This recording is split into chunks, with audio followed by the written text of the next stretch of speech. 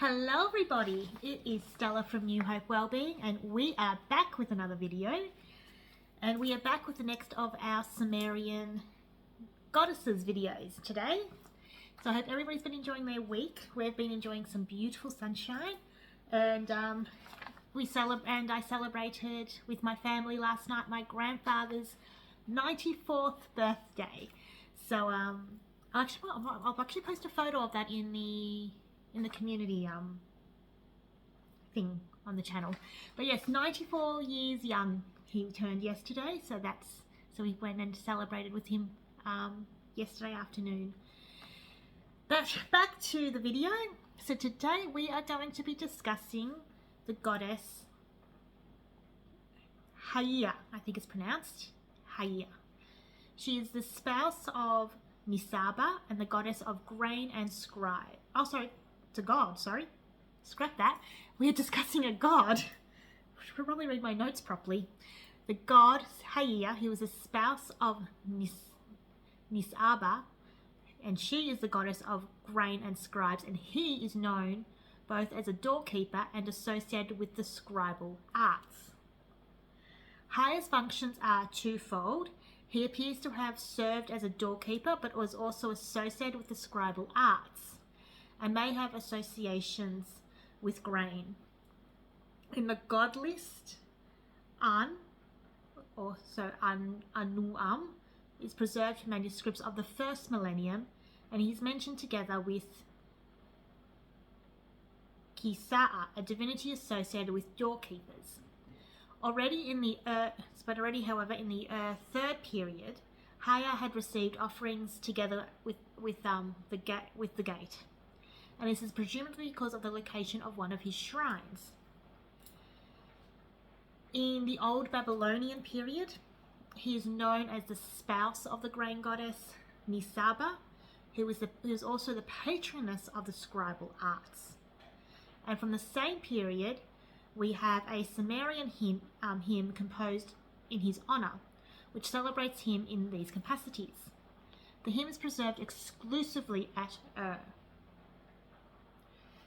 There have been attempts made to connect the remote origins of Haia with those of the god Air, although there remain some serious doubts concerning this hypothesis.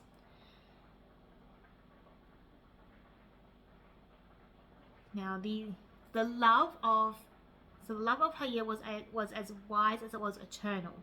His heart belonged to his wife Nisaba, the goddess of writing and grain, and together they embodied the sacred arts of wisdom and sustenance. She was also a patroness of the arts, and he, the divine accountant, shared more than just a union. They shared the responsibility of preserving knowledge. In their realm, every word etched, every grain counted, carried the weight of divine order. And there is something truly beautiful about the fact that we have a god-goddess relationship where they are devoted to each other, as opposed to so many of them where there seems to be a lot of marital infidelities, shall we say.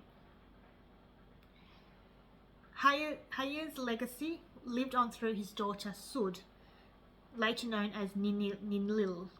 Sud's destiny brought her to the highest reaches of the divine, where she became a consort of Enlil, the great god of wind and storms. As Haia's daughter, she inherited not only wisdom, but also the power to stand beside Enlil, one of the most revered deities in Sumerian mythology.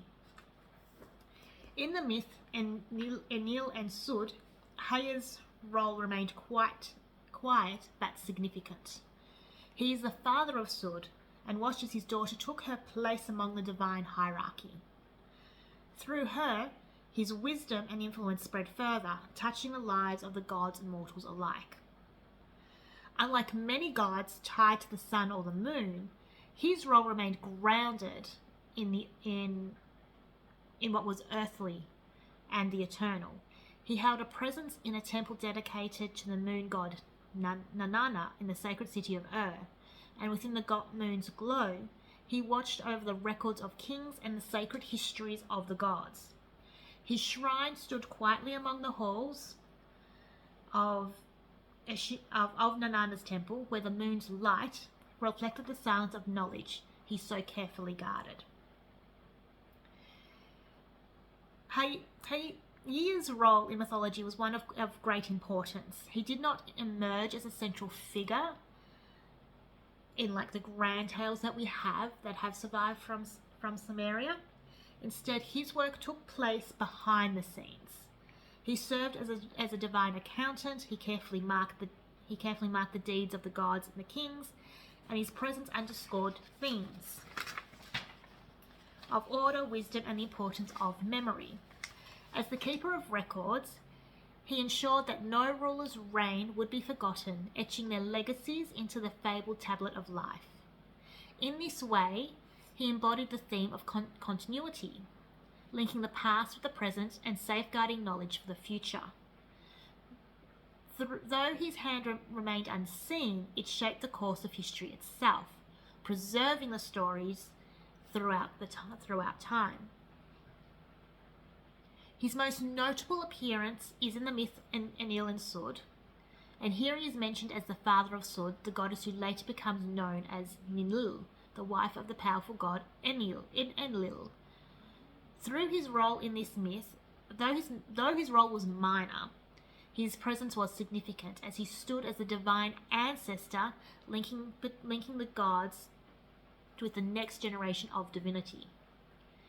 His influence, however, remained just as familial, extend beyond just familial ties, I should say. There is a hymn from Lhasa, which was composed during the reign of Rim-Sin I, which celebrated his wisdom and connection to the city of Ur. In this sacred song, he is invoked to bless the king and mark his reign on the mythical tablet of life. And he's depicted as more than just a keeper of records. He's painted as a provider, a figure who ensured that the gods, An and Enlil, were served in their grand dining halls, and this connection to both the divine and mortal worlds further solidified his role as a bridge between realms.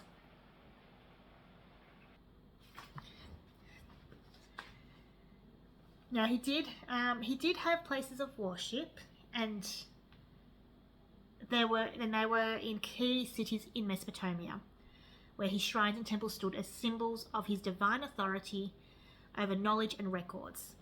His worship spread across time and regions, and each temple reflected his role as the keeper of wisdom. So as mentioned earlier, he had the temple in Ur, which was in Nanana's temple. Well, he had a shrine in Nanana's temple, I should say. And this shrine placed Haia in the heart of the ancient city, where knowledge was kept under the moon's watchful gaze. Another city, Umma, I think it's pronounced, which is a southern city, honoured him as a key centre of his early worship. Then in Kuara is where his cult flourished, particularly during the Ur Third period. And then another one was in Shadumpum, which is in the old Babylonian period. And this temple was dedicated as this temple was unearthed in this city, which is currently near present-day Baghdad, but showed his continued influence over that old Babylonian era. Then during the Neo-Assyrian period, he also had a shrine which stood in the great temple to the god Assur, and this connection to Assur reflected Haia's expanding importance in the northern realms. And there were also some festivals where he played some roles in as well. So though he was not, though he wasn't the center of attention, as I said earlier, he worked behind the scenes. He did have some significant Mesopotamian festivals for his role, reflecting him as the god of scribes and records, and soundly overseeing the rituals. I can't get that word out. Rituals that honoured the gods and marked the passage of time. So once again, you can see that's how he works behind the scenes. So while he didn't have some sort of grand big festival, what would happen during those festivals with the rituals and things is how he was honoured. So he in the procession of the gods of Subatul in the ancient city of Assur, he presided over the grand procession of the gods of Subatul. And during this festival, deities from distant lands gathered, parading in honour of the divine order. And his role as the divine scribe placed him at the centre of this sacred gathering, ensuring that the cosmic records remained intact. During the New Year's festival at Assur, which was one of the most important in the Mesopotamian culture, Haia participated in this event, which marked the renewal of the year and cosmic balance between the gods and mortals. And he ensured that the deeds of the past year were recorded and the future was set in order. His involvement in this festival underscored the connection between time, knowledge, and divine will. His influence extended far beyond the divine realms. As the god of scribes, he inspired the spread of literacy and record-keeping among ancient civilizations. An systems of writing that emerged in Sumer, one of the earliest forms of accounting to be found, bore his silent imprint. And through Haia, the power of writing became clear, a tool that could preserve history, maintain order, and grant immortality to deeds long past. In the temples and cities like and Assur, he was worshipped by those who understood the value of knowledge. His shrine stood as quiet places of learning where scribes gathered to honour him, and through their devotions, we were able to progress to what we are today, and through the art of writing across the ancient world. So that is just a little bit about this particular god of the scribes. We will be back next week with some more videos. I'm returning back to our crystal videos next week.